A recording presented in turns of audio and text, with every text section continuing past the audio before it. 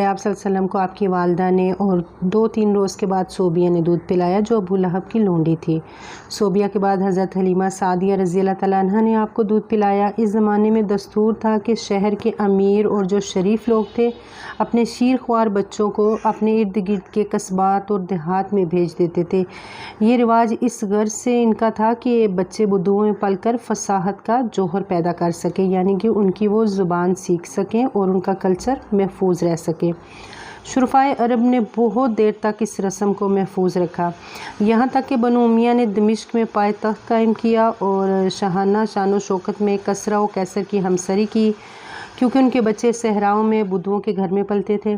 ولید بن عبد الملک خاص اسباب سے نہ جا سکا اور حرم شاہی میں پلے تھے وہ، تو جس کا نتیجہ یہ ہوا کہ خاندان بنو امیہ میں صرف ولید ہی ایک ایسا شخص تھا جو عربی صحیح نہیں بول سکتا تھا۔